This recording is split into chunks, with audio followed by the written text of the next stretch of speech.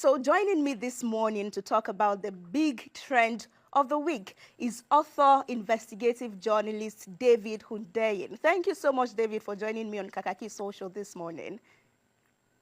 Thank you for having me. It's good to have you.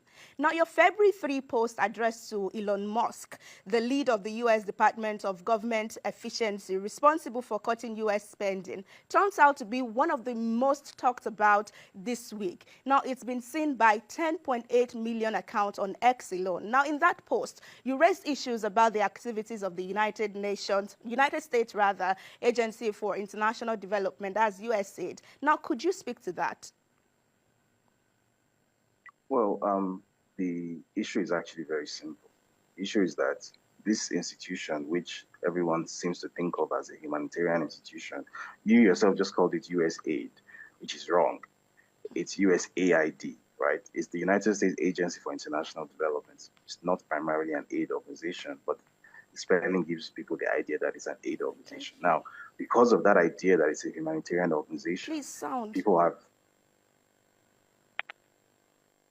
can you hear me now? Can you hear me? Right, okay. So as I was saying, due to the fact that there is this mistaken idea that USAID is primarily a humanitarian organization that concerns itself with rendering aid to people and communities that need it around the world, a lot of what its actual activities have sort of flown under the radar. For those who don't know, USAID's annual budget is greater than the CIA's annual budget and the State Department's annual budget. Right? Its annual budget is something in the region of 50 billion US dollars. This is money that is funneled in a very opaque and unaccountable way to entities around the world. So, as you saw in the post that I put out, I showed the example of after the US president gave a direct instruction to cease all USAID payments globally on January 28th. And yet on January 29 and January 30, USAID Nigeria sent out close to $500,000 US. So in Naira terms, that's close to 700 and something million Naira to entities marked as miscellaneous and unidentified. And it's like, why on earth, based on what accounting principles, are you sending out such large, humongous sums of money to entities that cannot be identified? Do not know who you have sent it to, and then you have done this in direct contravention of a direct instruction from your country's chief executive, right? And that's just symbolic of how USAID behaves around the world. Now, why that is such an important question for Nigeria, because you would say, okay, for the US, you understand why they're concerned, because they're wasting taxpayers' money and whatnot. But what's our buy-in here?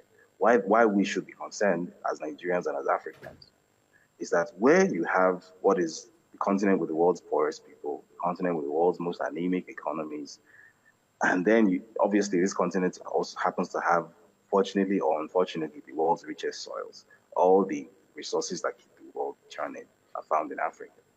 And coincidentally, you are constantly having all sorts of armed destabilization entities coming up out of the woodwork, out of nowhere. If it's not one rebel group in Eastern DRC, it's one terror group in the Sahel. If it's not one terror group in the Sahel, it's one armed non-state group somewhere in Angola, constantly all over. And then these people are walking around with equipment worth hundreds of thousands of dollars. This is the continent with the world's poorest people, the continent with the world's weakest economies. Where is the funding for all this equipment and destabilization coming from? That is the basic question. And that is why when the issue of money laundering at USAID comes up, we should be more concerned about it than even Elon Musk, because we are the ones who are at the sharp end of it. You just wake up one morning, you just hear that there's one lakurawa's group that has emerged from the woodwork, and hear that this group is walking around, that they are using drones, military-grade drones worth hundreds of thousands of dollars, and you have some semi-literate people wearing slippers walking around the Sahel who have access to this kind of equipment and they can use it. Who bought it for them? Who trained them? These are questions, and we are the ones who get to suffer the brunt of all of this. Because even even if you don't live in the war zone, your economy is affected by it. The inflation, the food inflation that you suffer in Lagos or in Abuja is directly linked to that instability in those flashpoints. So this affects us. So this is why this is such a key puzzle for us to unravel. That in addition to the places that this money has gone that we're not even aware of, even the places that we think we're aware of, the supposedly respectable NGOs and CSOs that this money has been used to fund, what exactly have these NGOs and CSOs been doing with the money? Absolutely. So, Such questions right there to ask. Now, David, let me ask you this. Now, the post under review gained repost by countless American officials who quite agree, just like Elon Musk, that the USAID is a criminal organization that must go down. Now, based on your findings, do you believe this is just some financial mismanagement or something more deliberate? so if you've been paying attention to the work of people like Tucker Carlson or Mike Pence, he himself used to work at the State Department in collaboration with the CIA, and a large part of this, by the way, is built on the exposure work of Mike Pence. You would have an idea of what exactly it is that is going on and why it's an issue in the US. Because what is happening is that a large part of the American public, for the first time, is becoming acquainted with the reality that these organizations, these institutions that they think of as benign, which they fund with their taxpayer money, that these institutions are being used not primarily to advance, making the world a better place and protecting democracy and all the things that they claim to. That these institutions are actually being used, for example, to foment chaos in other people's countries. For example, color revolutions, regime change, right? That Yeah. the USAID, which is not subject to congressional approval, and unlike the CIA, doesn't need permission from the US president to carry out activities. USAID is effectively a law unto itself. So it basically has this ability to take, as I mentioned earlier, its budget is bigger than both the CIA and the State Department put together. So basically, all the covert operations that the US intelligence community wants to do, which they don't want to be subject to either congressional oversight or executive oversight from the White House, it gets pushed to USAID.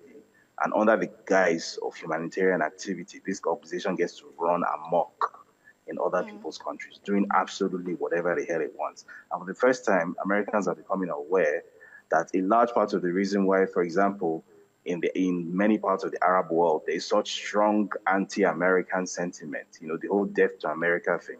The reason these sentiments exist isn't because those people are crazy. It's not because those people hate your freedoms, or it's not because those people are Muslims and they don't like you. The real reason is that your tax dollars through organizations like USAID have been used to disrupt and destabilize their societies, and they know. And you are not aware because you are cocooned in America. For the first time, that veil has been removed, right? That wall between Americans in America and the activities of the American government in other countries. For the first time, Americans are becoming aware that this thing that we are funding with our tax dollars is actually making us more unsafe in the world. It's not making us safer. It's having the opposite effect. Right. Thank you so much, David.